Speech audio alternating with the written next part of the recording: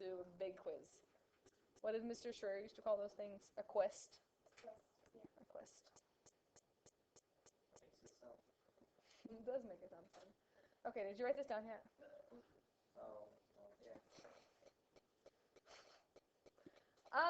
Today we're going to look at why do we care about the trig form of a complex number. I tried to kind of tell you this on Friday when Colin very informed me that this was the most pointless stuff he'd ever done. Is that there is kind of some reasoning behind this. One of them is you can multiply and divide these numbers, and it's just like this little formula that you have to know. So I just wrote two of them, and I called one R1 with theta sub 1, and the other one R sub 2 with theta sub 2. It just means two different ones. And there's just a formula for multiplying and dividing them that you get to learn.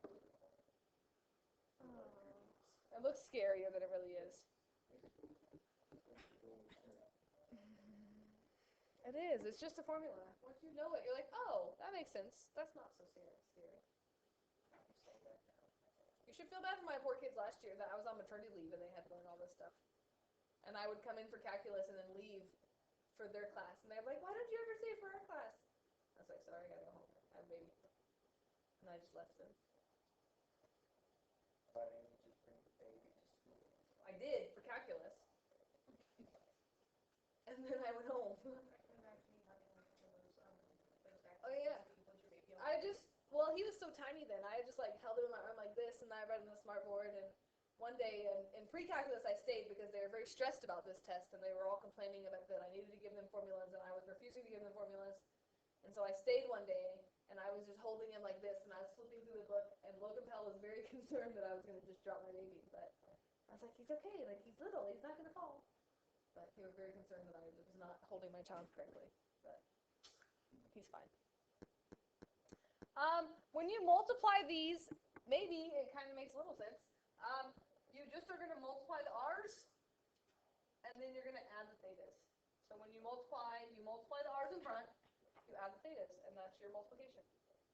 What do you think we're going to do when we divide them? We're going to subtract the thetas, and what are we going to do with the r's? Divide the r's. Makes sense to Colton.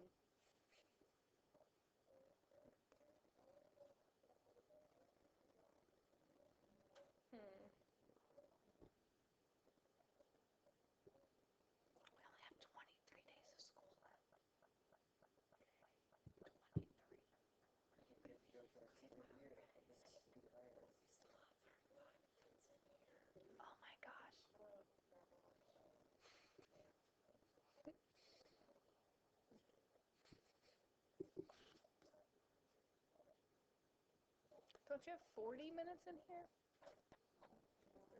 Oh, 35, sorry. I was counting. That's it.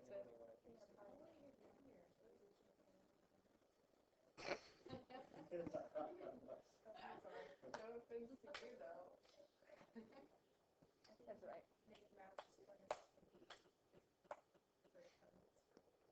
That's right. In ECA lab, we worked on slope-intercept form today, and we talked about what the slope and the y-intercept was, which, you know, they've been learning since 8th grade, I do believe. And then I said, okay, so what's the slope? And they just give me this random number that's not even in the formula. Like, we write this, y equals negative 2/3 x plus 2. What's the slope of that? 3? 12. So then I write this. Which one of those is the slope? B? I just feel there's no hope sometimes. How many kids did you get out of the ECA lab this last semester? About half of them passed. So, which was my goal, that 50% would pass. But, no, they don't. The one kid that said 7 or whatever that wasn't up there, like, hadn't even written anything down, and, you know. So why do you care? Because it kind of matters for our school. Miss Bai thinks she's going to get fired every year based on ECA scores, so every year she's like, I'm just going to get fired. So. She's the one that's been putting the teach out. I mean, I don't know if you were teaching algebra 1. Well, but now I do the retester, so now I have all the kids that didn't pass, and I don't know how she does it, because I just want to bang my head against the wall most of the day. Hey, we are a 4-star school, though. Whew, we'll see if we are next year. Well, no, there might be hope next year, because junior, like, it would be the senior class that counts, so. As soon as the junior high gets in, Freshmen are all like, oh, we're in and I will come back and like it. punishment, but they were They were the 8th graders. It's true. I know. It's their fault. That part of their fault that the junior high was a D. But oh well. Hopefully we'll be better next year. D. But I do have to say, it's much harder to get an A in the middle school than it is to get an A in the high school. Because the high school, we get to look at graduation rate, and we get to look at college and career readiness, which means they take into consideration how many dual credit and AP scores we have of kids getting credit. And then they look at ECA scores also. And in middle school, they only look at ISTEP scores for math and English. And they do this whole growth factor. So even if you get, like, even if you pass plus the ISTEP, if you don't show growth from one year to the next, then you have negative growth. So even if you pass plus, you could have a negative growth, which affects our school poorly. And so it's kind of this crazy thing. And so it's really hard. Like if you can get a C as a middle school or a B as a middle school, like you're doing really well, because it's really hard to get an A as a middle school, because they don't, like, we have graduation rate and AP stuff that comes in to help our grade. I mean, our ECAs are okay too, but we don't have this whole growth thing. Like it's kind of crazy. Like the kids that you know, like you guys probably know maybe your ISTEP scores from when you were younger, that like you go, I got pass plus, I got pass plus, I got pass plus. But if you don't show growth, like even kids, like let's say you get like the highest score possible on ISTEP, well the next year, even if you score the same, you didn't grow any. And so to me, like it's mathematically incorrect, because what if someone got a perfect and then the next year they got a perfect? That shows zero growth, so you have negative growth. Doesn't that seem the dumbest thing ever? I mean, not that many kids get perfect on ISTEP, but kids score at the top. And so if you score at the top in 6th grade and you score at the top in 7th grade, and then in 8th grade, you score 2 points lower, you're still pass plus, but you have negative growth. And so now that score's bad for us. That's weird, right? Like that's one of those crazy education things. Yeah. AP kids that get a 3, 4, or 5, that goes into our letter grade. Dual credit goes into our letter grade. That goes under college and career readiness. And so we always do pretty well with that. And so that helps us. And our graduation rate has always been pretty good, so that helps us. And then our ECAs are decent also. So you know, we don't want to be too mean to the middle school, because they have a tough road to go. Make sure you pay attention to the direction on this. I'm so excited for the people that are absent listening to my little rant about middle school grades. Hopefully they just skip this part. Make sure you pay attention to the directions. Give trig form means your answer should look like r cosine theta plus I sine of theta. But you just have to know the formula. 2 times 6, I'm actually going to write it. 2 times 6 times cosine of pi fourths plus pi twelfths plus I sine of pi fourths plus pi twelfths. And you have a calculator. You can add those together. You can do it without it, the pi in it. Yes, dear.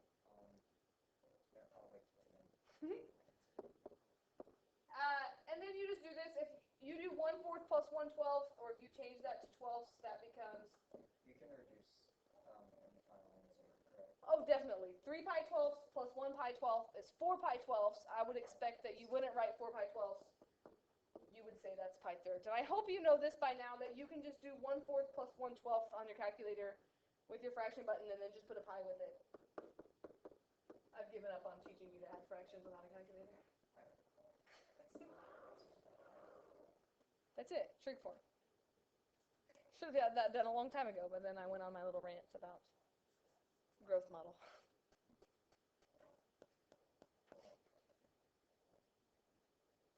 Yeah? No. Let's do another one. Oh my. I'm back. Look, I'm ready. Wait, you got that pi thirds. Because I added pi fourths plus pi twelfths. Pi 6. No. Oh, you have to make it the same thing, So pi fourths is 3 pi 12ths plus 1 pi 12ths is 4 pi 12ths. Reduce that to pi thirds. Right. I just only have half of this question. We need to divide this by cosine of pi plus I sine of pi. That's just me not writing the proper number. Forgot. So my question is, how are we going to standard form? Oh yeah, give standard form. Do you remember what standard form means? It's just like 2 plus 2y. Yeah, Standard form means a plus bi, so that means once we're done with our formula, we're actually just going to work it out. So it's just like an extra step. So make sure you read the directions so you know whether you're giving trig form or standard form. Or sometimes on the test, I like for you to give both forms. So if we're dividing, we divide the r's, we subtract the thetas. What is r in this problem? There's nothing in front of both of those, so there's just a 1 out there. So just for note's sake, so when you go back, because there might be an r on your homework, I'm going to say that's 1 over 1. And then I'm going to subtract the thetas. So I'm going to take 5 pi thirds minus pi. And do you have to show all this work on your homework? Obviously not. But I just like to show it because I always feel like if you go back and look at your notes, you want to see where it comes from and not just like, where did this come from? And then you don't know. And notes don't help you that much. That's all. My homework playing this girl, I was like, problems. Where did this come from? Yeah. Maybe you should try to do your homework more than 20 minutes ago. Well, maybe it was 40. I don't know, last period. This would be like 5 pi thirds minus 3 pi thirds, which would just be cosine of 2 pi thirds, right? Stop me if you don't know where this is coming from. So I'm just subtracting.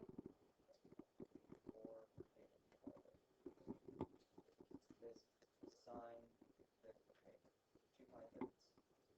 That's So the, the cosine, is that negative 1/2? it is negative 1/2.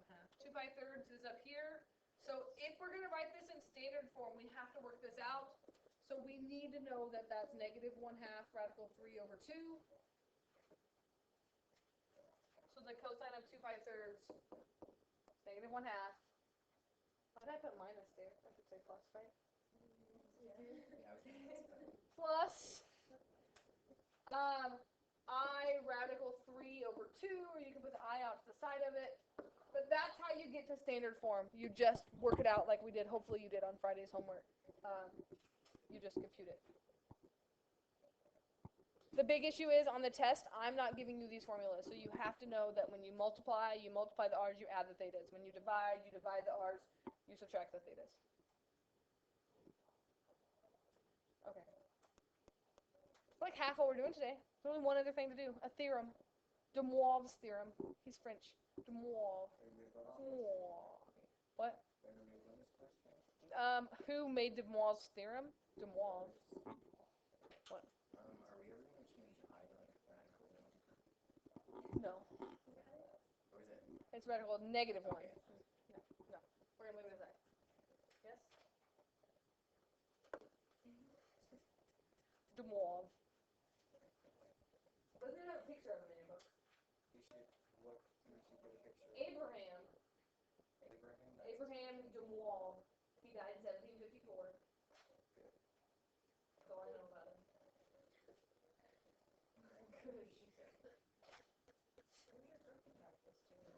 I have a whole pile of posters that have fallen down. Do you know that there's like only 2 grumpy cats? The grumpiness one is deformity because I wanted to buy a grumpy cat. I want one. And you can't because there's only 2 and they're just boys. There's a deformity. And they keep I thought it was just a big face of that. Yeah, it's a real cat. What if someone stole my No, grumpy because cat? I told her, I think it's Or is it? and so she said it was completely Not and when I funny. talked to her last night, she was like, Like, I yeah, just, there's I was like, 2 of them and they're both boys. And it was like a deformity. like, wow, that was so stupid. And you can buy Yeah, that's what well, see, there's only 2. I don't know what my grumpy cat was. And I was like, oh, Oh, it's right here. freeze them and make more. Oh, yeah. He was like, oh, they're both boys. I thought it was just, I don't care about sad your cat. No, it was like a deformity. He said good. I'm just kind of embarrassed. About what? Your 14-year-old So, if you have a complex number in trig form, Like, and if you want to raise it to a power like this, You can use de Moivre's theorem to work that out. And I kind of showed you this on Friday of why we would do this, and it just makes things a little easier. Is it still work? Yes. But it's supposed to be a little more work than actually FOILing it all out or doing Pascal's triangle, if you remember. So the formula says if you have this to the nth power, you are going to take r to the nth power, so the power goes to the r, but then you just multiply that number by theta. So it becomes r to the n times cosine of n times theta plus I sine of n times theta. That is de Moivre's theorem. That doesn't seem too much. It doesn't. It's just, remembering what to do. Then you just have to work it out. I think you should give us these things. No. So did you ever do that? Whatever. Yes, but you have to change it to trig form first, right? So like the problems you're gonna see, they're gonna say we're gonna do one in a minute, but I'm just gonna make this up. Take 3 plus 2i to the 5th power. Could you do this without de Moivre's theorem? Yes. You could write this 5 times and just FOIL it all out. That would be so much fun. You could do Pascal's triangle, where you go to the 6th row of Pascal's triangle, the 1, 1, 1, 1, 2, 1, and then you plug all those into the powers and you work all that out. That's not so much fun either. Or you could use de Moivre's theorem, change it to trig form, and then plug that in and take the values of it, and you get the same answer. It's just another way to evaluate problems, but de Moivre's theorem has to be a complex number. Like, you have to have an imaginary part in there to do it. You couldn't just do it with, like, x plus 7 to the 5th. You can't use de Moivre's theorem, because that's not a complex number. Does that make sense? Like, I would never give you something like that with de Moivre's theorem. If you were to just say, I don't have a solution. You'd say, you're crazy. You can say that. Okay, can I go? 1 second. Parker got his first black eye this weekend on a trampoline with a basketball. Not really sure what happened, but that's why I'm not a big fan of trampolines. And he's so, like, worried about it. Miss Hodge, as soon as she saw him this morning, she's like, oh, what happened to your face? And, like, he wouldn't even tell her. And I said, Parker, you have to tell people that you were on a trampoline and you got hit with a ball. And then the calculus kids were in here, and, like, he, like, hides his face and, like, won't even talk to them. And I was like, people at school are going to ask him, and he's going to be, like, refusing to tell them, and then they're going to think I, like, punch him in the face. And I'll be like, no, I just chokeslammed him. Then they'll go back and hear that on the video, and then my kids will get taken away. And Did you hear what she said? Her choke slam? Okay, I thought yeah. That sounds terrible. It does, right? But it's a nice black eye, I have to say. Pretty impressive. Miss Hodge said she would be so proud of it because she's never had a black eye.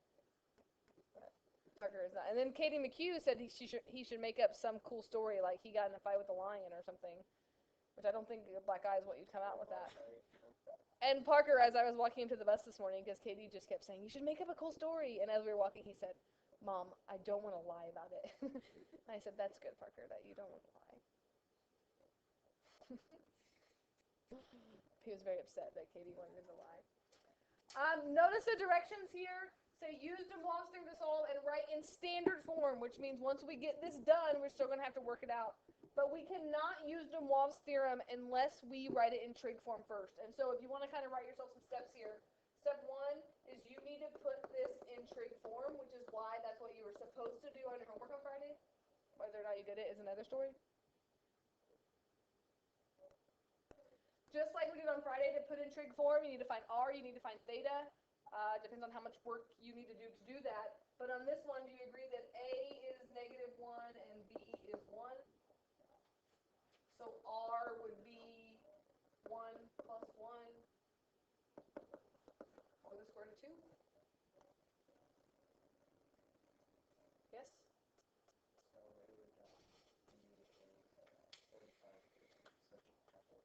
So some people are really good at seeing this. Pi fourths are my favorite angles because a and b are always going to be the same number. Think about pi fourths is radical 2 over 2, radical 2 over 2, or any xy pair that's the same is going to be a 45-degree angle, or pi fourths.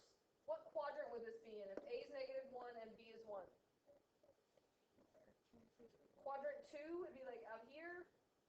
If you don't realize that it's a pi fourths angle in quadrant 2, You can do this the same way that you do all of these. You could say that the sine of theta would equal b, which is 1 over the square root of 2, or that's square root of 2 over 2, and you'd say, oh, what angle in quadrant 2 has a sine of square root of 2 over 2? 3 pi fourths. But pi fourths are my favorite ones because it's always the a and the b are the same or opposite signs, and that means you're at a 45, 45, 90 triangle. Which means I can say that I could rewrite this in trig form by saying radical 2r times cosine of 3 pi fourths plus I sine of 3 pi fourths. That's what you were supposed to do on your homework on Friday. Now, step 2 is now use de Moivre's theorem.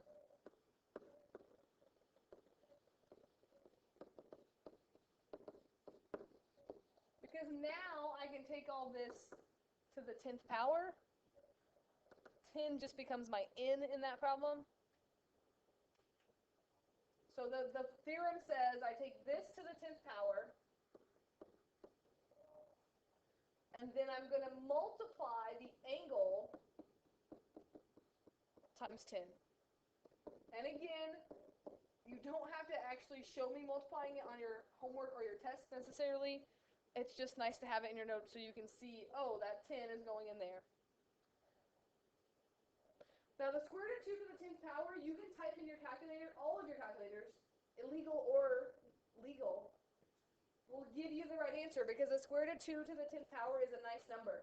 But sometimes it's not going to be a nice number. Like sometimes you're going to have a radical left over, and we'll kind of talk about that tomorrow, I think, because I think there'll be one in our homework maybe that we need to deal with, that we'll think about like simplifying. I don't want decimals here. But you could write this as 2 to the 1/2. Do you agree that that's the square root of 2 to the 10th power? So that's really just 2 to the 5th, which happens to just be 32. You type that in your calculator, square root of 2 to the 10th power, it's going to give you 32. If you have a cool cheating calculator, you type ugly ones in, they'll give you the radicals too. We'll see if I let you use those or not. I haven't decided yet. Okay, so did we just switch the -1 plus I to all that stuff, and we still powered it by 10 because that's how we do it? Yep. We just changed it from standard form to trig form. That's what this step is. But we left the 10 on the outside because it says to take it to the 10th power. We can't do de Moivre's theorem unless we change it to trig form. And now if I multiply 3 pi fourths times 10, I'm going to reduce that. I'm going to divide by 2 there, and I'm going to say that's the same as 15 pi halves.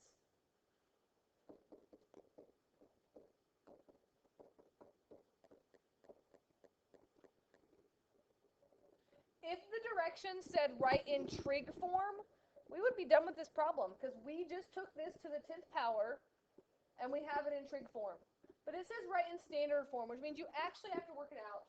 With a calculator, you can just type in cosine of 15 pi halves, but I want you to think for a minute before you type it in your calculator.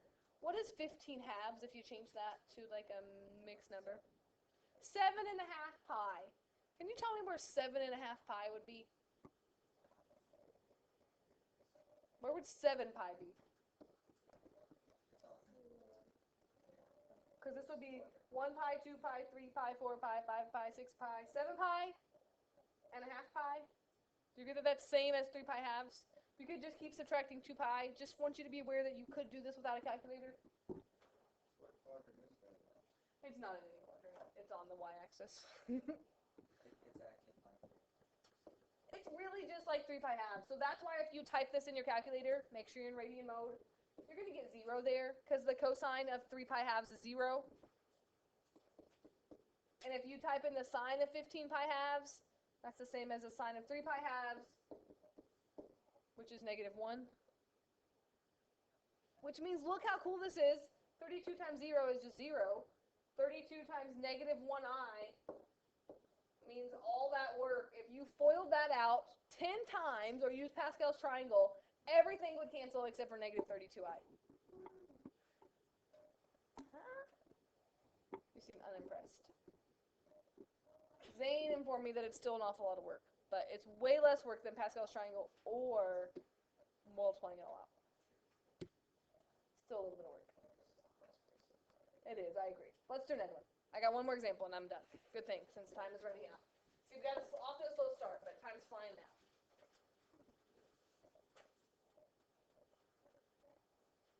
Same directions, put in standard form. I wanted to do one like this because I wanted to caution you about a common error that people make. Because probably when you write this down, the first thing you want to do is you want to distribute that 4 in there, right? But you can't, because can you distribute something that's all to the 3rd power? You with me on why that's not okay to do? Think about your, what's it called, order of operations. You do exponents first. So you cannot distribute that 4 in there because that's all raised to a 3rd power. So when you do de Moivre's theorem on this, you're just going to have a 4 hanging out front that you're going to have to multiply in the end. So you cannot distribute this. So when I do this, I'm going to write a 4, and then I'm just going to put like a bracket here and try to remember to bring that 4 down with me. Don't distribute it in. Other than that, this is just like the last problem. It's only to the 3rd power, so that's not so bad to do. But still, I don't want to multiply it out. What do I got to do first? Trig form, which means I need r, I need theta. If you're a triangle person, which we were talking in second hour, I feel like no one does triangles anymore. We all do unit circle, which I'm okay with. But sometimes if you're a triangle person, you can see this a little bit better.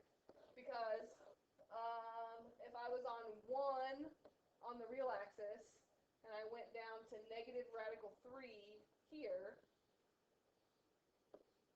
if you're a triangle person and you know the ratios of your triangle, 1 something radical 3, you know that this has to be 2. Huh? Anybody a triangle person anymore? But if not, you can do this the same way we did the other ones. We know that r is the square root of a squared plus b squared. So that's going to be 1 plus 3, because the square root of 3 squared is 3, which means we get r equals 2. Right? So I just wanted to show you, if you like triangles and you know the ratio for your triangles, sometimes you can see that. And if you know your triangles, you know what triangle that is, and you could tell me the angle there. But if not, I could say sine, cosine, or tangent, I'm just going to do cosine this time, would be 1/2. Cosine is a over r, or adjacent over hypotenuse. Then this is the part you got to know. In quadrant 4, where does cosine equal 1/2? 5 pi thirds. Your calculator will not give you that answer. If you do inverse cosine of 1/2, it'll give you pi thirds. But you're in quadrant 4, so you have to know to give me 5 pi thirds.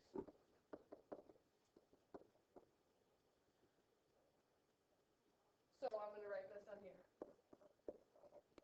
R is 2 times cosine of 5 pi thirds plus I sine of 5 pi thirds. I need another. I'll just do this. To the 3rd power. So all I've done is bring the 4 down, change it to trig form. If you can change it to trig form, you're just doing the theorem and working it out from there. I think the hard part is changing it to trig form. Making sure you get r right and theta right. So now I still have my 4 out there. And now I have times 2 to the 3rd. Just bring n down. And then this is going to be cosine of 5 pi thirds times 3 plus I sine of 5 pi thirds times 3.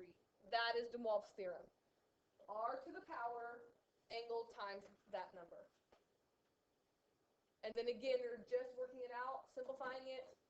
The numbers out front, we can now multiply this 4 times this. 2 to the 3rd is 8. 8 times 4 is 32. Those 3's cancel, and you get cosine of 5 pi plus I sine of 5 pi. And again, that would be trig form. Standard form is actually working it out, where you take the cosine of 5 pi and the sine of 5 pi. Again, this one works out really nice because 5 pi is on the x-axis over there where pi is, so this works out to be a really nice number. It's just a coincidence that 32 is in both of these answers. Not all of them will have 32 in them. It just happened to be the 2 that I chose for examples. Cosine of 5 pi is -1. Sine of 5 pi is 0.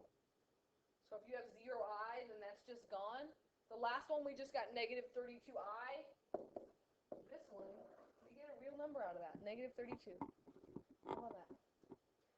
Who knew?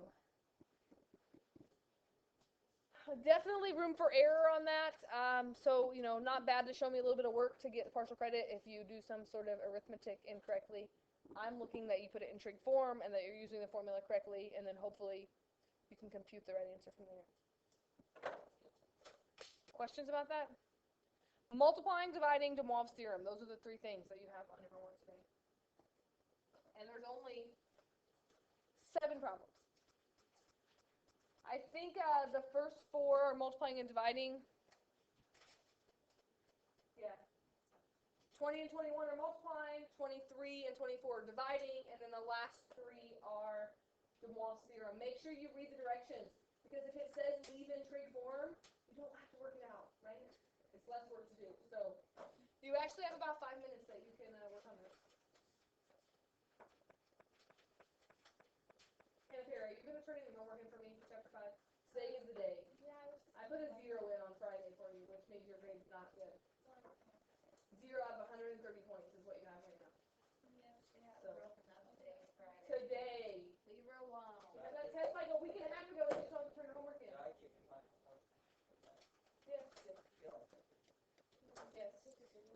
I forgot to give you this from when I was gone, and I saw it was your computer. But for some reason, I just see that like right there. But I wanted to see how that one. I thought that one was like Yes. Alright, thank you. Yeah, I remember you saying you had it, but I just went ahead and updated grades and I figured I forgot to remind you you would see that since I didn't